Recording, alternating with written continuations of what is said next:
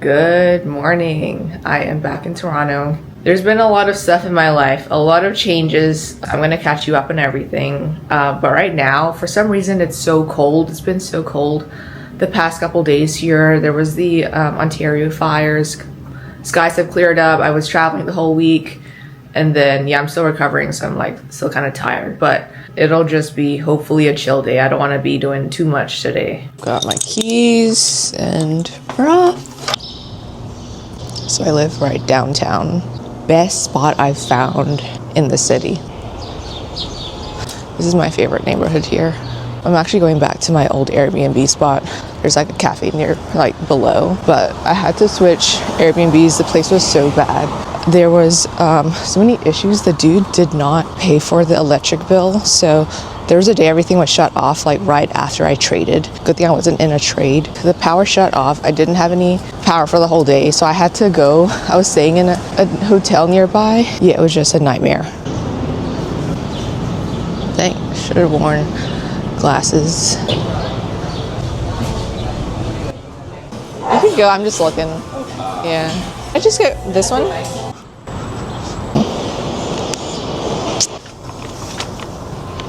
Let's see if anyone's here. Yes, no one is here today. Over there, way in the back, you see that little pointy thing? The sun's kind of blocking, but behind that's the CN Tower. And so this whole area is pretty much just residential. I've been up there. There's a good rooftop bar there. There's one there. All the rooftops are great. Okay, let's see what we have here. Let's try this. It's good. It's so peaceful. So I was in Montreal the whole of last week. Oh my gosh. I should have gone there sooner. It is so beautiful.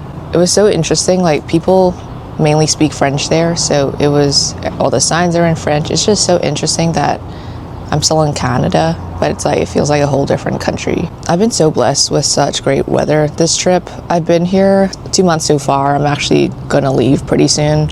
But yeah, Toronto is so great in the summers, which is why I think this is gonna be an annual thing. I was here last year for a couple months as well.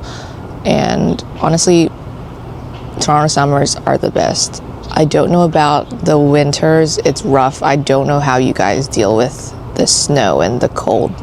It is just so bad. I've made so many good friends here. Community here is amazing. I joined a church. I go to Bible studies. I'm actually going to one today. Yeah, Canadians are the most welcoming and the nicest people I've ever met. Pretty much Japan and Canada. Love these two countries. So I got baptized last month. I know I talked about it in the last vlog. That's what I wanted to do. So when I came to Toronto, I was yeah, it's time. I just feel more at peace. And everyone has a different experience after a baptism. So for me, it was just really peaceful. It's time to work. Based on everything that I'm watching, we're only looking at the ETFs today. This is everything I have on my chart. There's only 2 lines because this is current price. So you see how there's a countdown right there? You really only need to pay attention to levels closer to current price because I trade the morning open. I only really care about levels nearby. By the time price reaches any kind of lower level, it's probably going to be the end of the day. It's not within my time frame. So this is all I have. It's more so draw a level and then interpret what you want to trade. So in this case, this level here, you see how prices already bounced to the left here. So this is actually a support resistance area. So what I'm going to watch for is how does price break? Does it break that pre-market high there?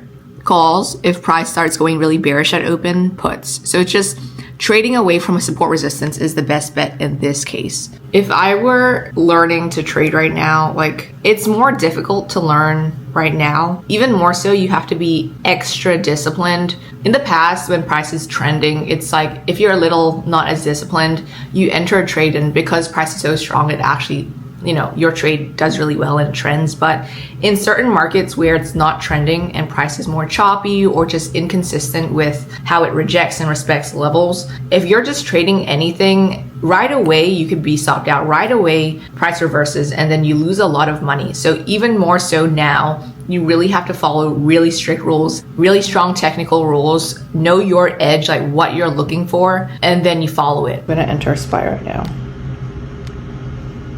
$10,000 leverage. Okay, this was a riskier entry, not my typical type of entry. So I entered right here. Stop loss is at this candle low. Price is bullish at open, so I'm just taking calls. Beautiful. Let's see, price break the high of day.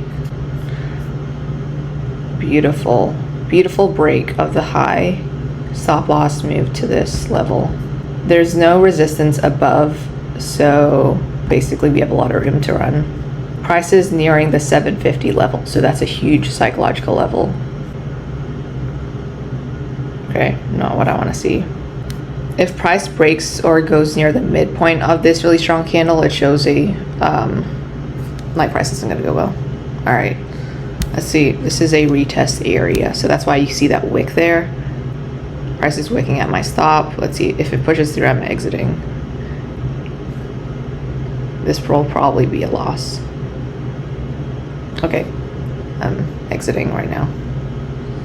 Okay, I'm out of my position. I was bullish up here and bearish here, so I'm just looking at how price moves away from this significant resistance right now. I saw price opened, it went bullish, but I mentioned this was a riskier trade because you have all these wicks above which already show you some kind of rejection or slowness in a bull trend. So it shows like there's bearishness, which is what you don't really want when price is trending. So that's why I said it was risky, because the likelihood of this not working out is higher. And you can see like this is actually what happened. Like after I entered, price struggled to break the high candle and continue. What we had was a stronger push lower, which already shows you signs that, all right, this trade is not going to go well. You can hold it and like exit like where I exited, or you could have exited early, but sometimes these trades actually end up pushing. So this is an example of a riskier trade, but if you accept like going into the trade that, all right, the likelihood of this going well is lower, but if you are able to manage your stop loss and you know like the signals to follow, then you could manage this trade either ways like really well. So after like I exit the trade, I like to just analyze what happened. How can I learn from it? Did I miss something, or is like little things changing so that I could adapt to like whatever conditions there are, depending on the month or depending on the week this current year. There's a little bit of changes here and there, so you have to just observe it one day and then you basically apply it the next day, or like when you see it happen again and again. You see all those wicks? That's not what you want to see. So really slow price action on a Monday, which tends to happen. Last week though, I took a trade. Let me show you real quick. Last week on the Monday, so this is Apple that I traded. You have like a prior day high, a pre-market high. And so it was the same kind of principle where you're just trading upward because it's a breakout, so calls. This was like one of the rare occasions of really good price action, really good strength, which we don't always get in this market. Okay, so that one was a really good trade. In this 2026 market, like you get sometimes trend mornings, sometimes you get choppiness, stronger days, weaker days.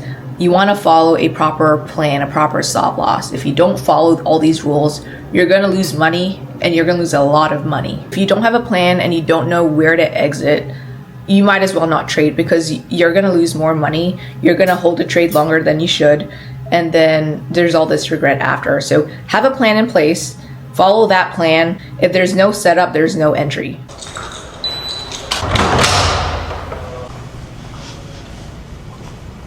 Today's plan is legs, and we'll see if we can use a squat rack. So I don't think I can film in here because people are coming in. I'm getting like shy, camera shy. Squats, lunges, Bulgarian split squats, deadlifts, and then I'll do like one more. I don't know yet. I usually do like 4 or 5 exercises. I come here pretty often. This is the Ace Hotel. They have one in a couple locations. I've been to the one in Kyoto, Japan. That one's also really nice. But this is overall like a good place. I come here to like bring my laptop, coffee, whatever. Really nice overall aesthetic. So throughout the day, I do like to check back in to see what happened in the market. Even though I trade only the first hour of the day, I like to see like, was it choppy? Did it trend later? In this case, this is the move I took. And you can see that essentially I entered in on an entire fake out here, which is why like this was the bias here, because this is a really strong level that price, I knew price was going to like react some way. And then you see that price trended downward. I don't like to take reversals, and I don't like when price is so weak here. Yes, I could take another trade, but usually those moves are sometimes lower probability. So as a trader, your income is really inconsistent. There are days where you make a couple hundred or a couple thousand, but it's not going to be the same all the time. So I personally don't have a certain goal I have to reach for every trade. Don't come in with any expectations that you will, you're always going to hit something. During different market conditions, you may make less, you may make more. Certain weeks are more, certain weeks are less. The only thing we're able to control in trading is our what moves we want to enter. So if you have an edge built, that's as much control as you have, because anything outside of that is it's all about probabilities. It is a probabilities game.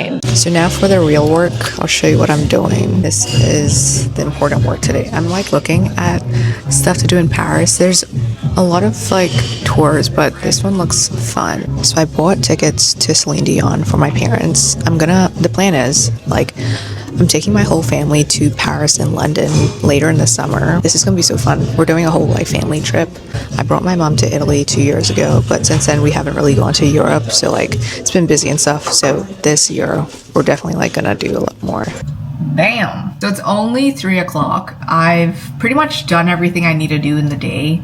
I'm done with trading so early because I'm only trading 5-10 minutes in the morning. So by the time I'm done with everything I need to do that day, there's just still a lot of free time. My stress levels are always so low. I mean, it's really stressful in the morning, but outside of that, I'm pretty chill. I'm chilling, I'm relaxed, it's great. So I'm making just a little snack, the rice cakes. I've started to eat a lot of ricotta cheese, and then you slice strawberries on top with honey. So I'd make that snack a lot.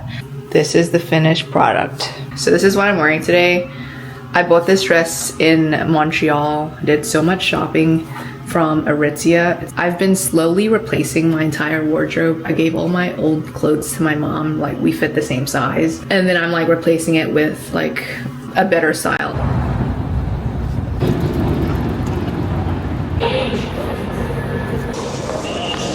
Oh my gosh, this is a chess tournament. Cool. I think I'm just gonna play it safe and get Japanese food for dinner. Ooh, they have it. It's the last one. Hi, just this. Do you need a drink or miso soup? No, I'm good. And could I get the receipt? Thank you.